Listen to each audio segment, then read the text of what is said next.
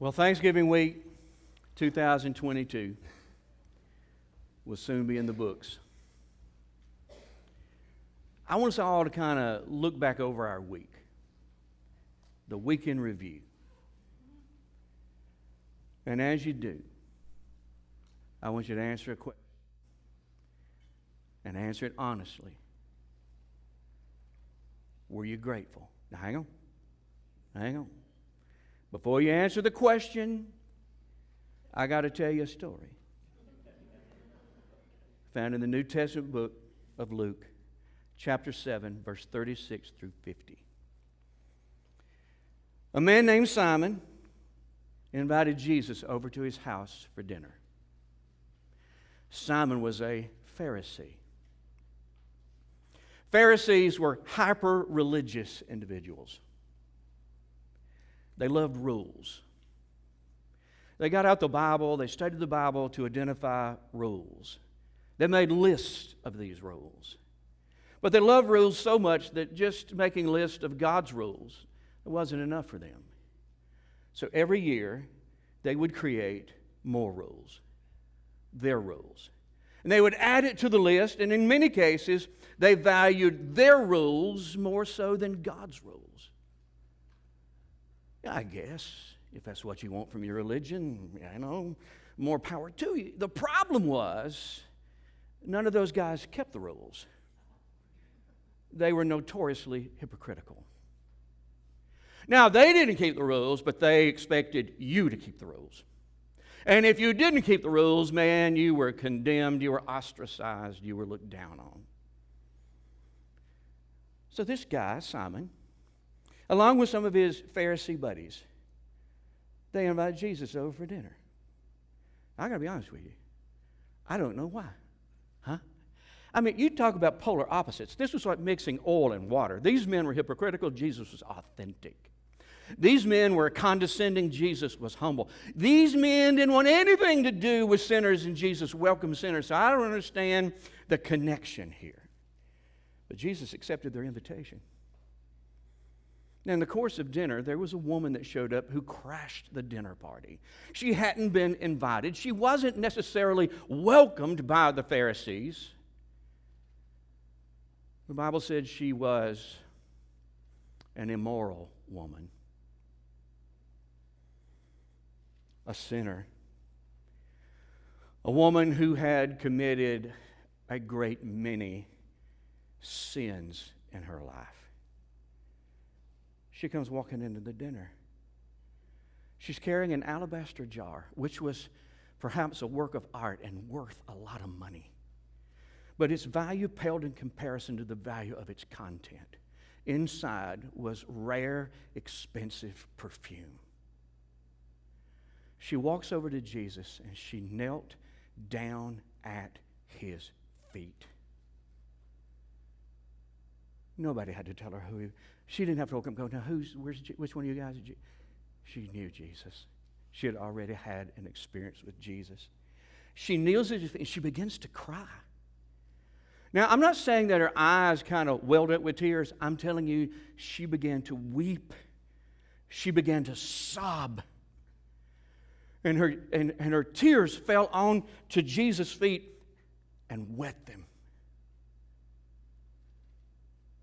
And then she did something, I guess she already figured, I've broken protocol from my culture. She let her hair down. That was a huge no. But she let her hair down, and she let her hair down for a very practical reason. She took her hair, and she dried Jesus' feet. She washed his feet with her tears and her hair.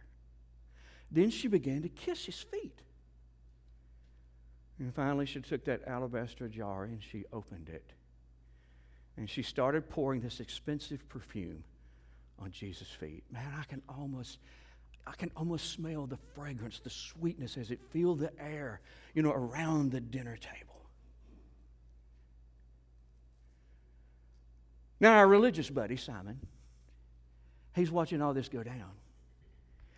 And he thinks to himself, listen now, he didn't say this out loud, but he thought to himself, I thought Jesus may have been a prophet of God. Well, I guess I was wrong, because a prophet would know what kind of woman this is that's touching him, and a prophet would have put a stop to this long ago.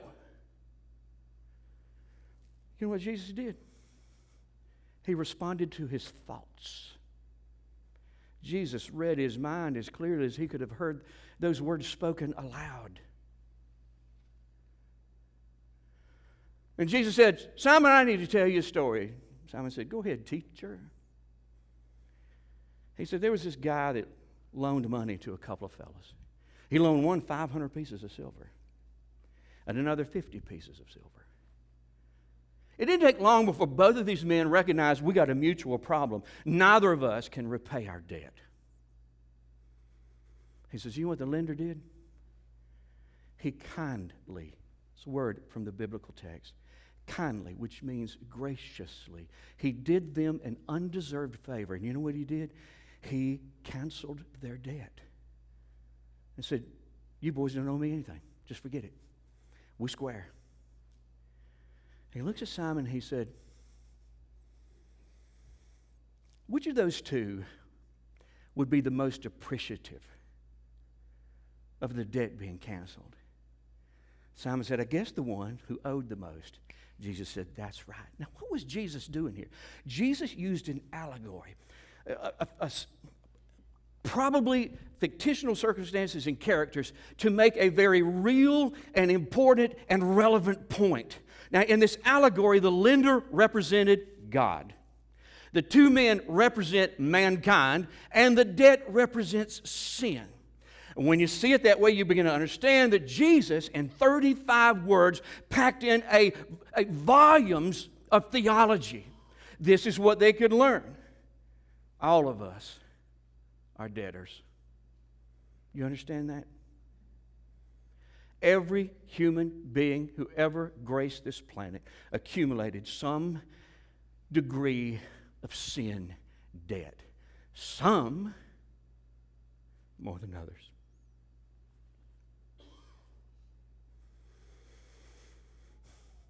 And nobody, not one of us, could ever repay the debt. Large or small, you can't be religious enough, you can't be good enough. You can't do enough good to repay the debt. The only hope of ever settling up with the lender, with God, is that He would graciously cancel the debt by forgiving us.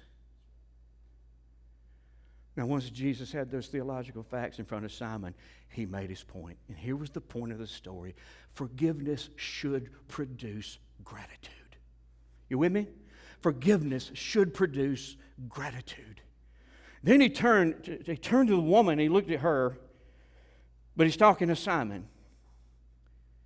And he said, Simon, you invited me into your home as a guest, but you haven't provided me with any of the common courtesies that any host would provide a guest.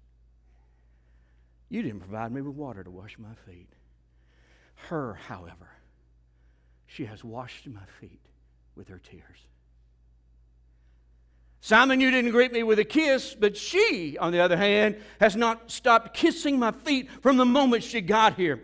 You didn't provide me with olive oil to anoint my head, yet she has anointed my feet with this expensive perfume. Oh, he is drilling down on this man, and he is making a point. He's showing the difference in how they were acting. And this is what he's saying. She is grateful. You are not. And then he turned to those religious dudes and he said, her sins, and he was very clear and honest about this, her sins, and they are many, have been forgiven. They understood what he was saying. I forgave her sins. So this religious guy opened up a bunch of chatter at the table. One of them said, what kind of a man goes around forgiving sins? Thank God there is such a man that goes around forgiving sins. Jesus looked at this woman again. He said, you trusted me, and I saved you. Go in peace. What can we learn from that story? Gotta tell you, man, we could just unpack the bus and be here the rest of the day talking about the things we can learn. I want to isolate one lesson. A lesson I think is timely for today, and that is this. Gratitude can be seen. You with me? Gratitude is something that you can see. If you are grateful, you can see it in yourself. If you are grateful, others can see it in you. Gratitude isn't something you can suppress or hide. It's going to work its way to the surface. Take this woman, for example. Where can we see her gratitude? We see her gratitude in her intentions. She heard that Jesus was at this dinner. She made a decision. I've got to find him. I need to be with him. I need to be in his presence. So that what? So that I can express my gratitude to him. We see her gratitude in her attitude, her humility. When she got to Jesus, she didn't pull up a chair and sit down next to him. She put her face in the dirt at his feet. This was a posture of humility. Through her posture, she was saying something that is, you're not just the Lord, you're my Lord. I am your servant. What do you need? We can see her gratitude in her emotions. She could not hold back the tears.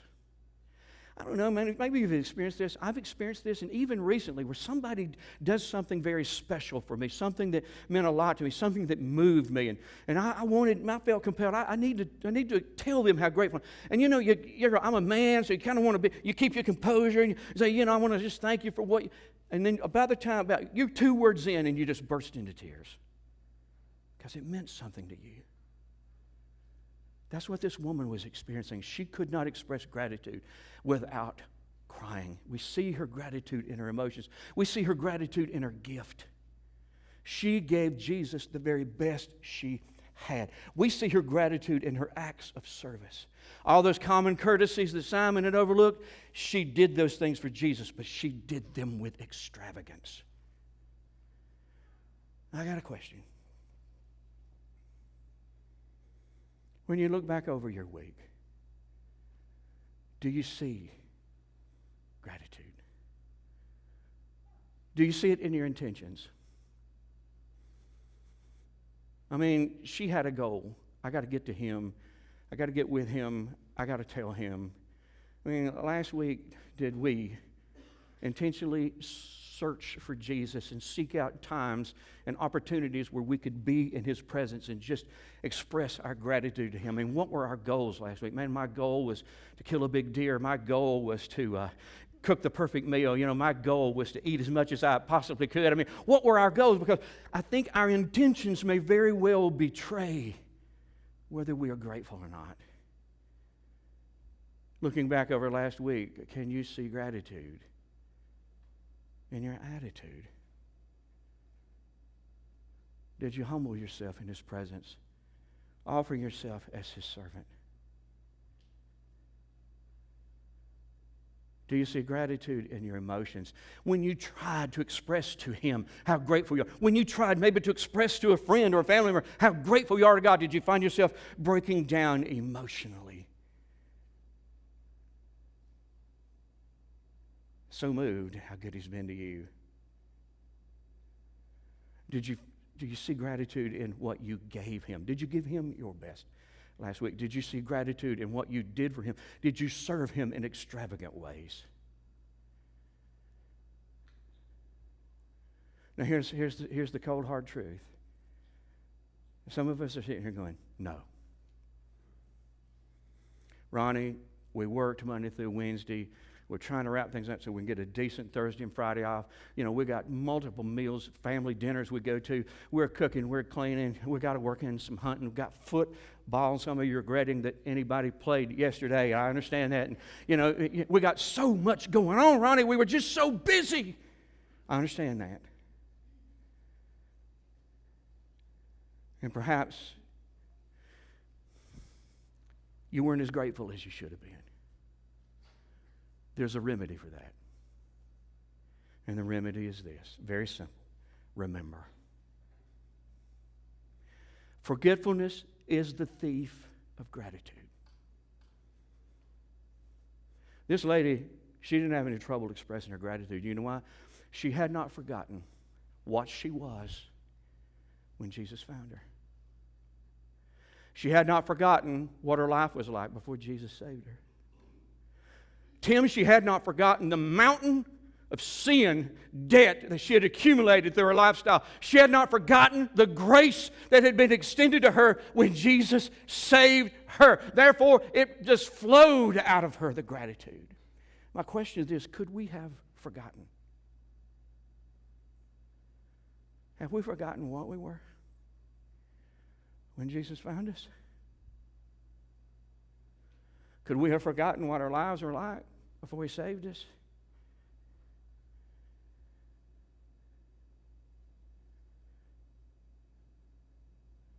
Could we have forgotten our sin debt? Could we have forgotten that Jesus stepped in and paid a debt for us that we never could have paid ourselves? Have we forgotten how He did it? He assumed responsibility for the debt and went to a cross and gave His life. He suffered, He bled, He died to pay a debt we couldn't pay. Have we forgotten that everything that God and His Son have ever done for us were an undeserved favor? It's all an expression of grace.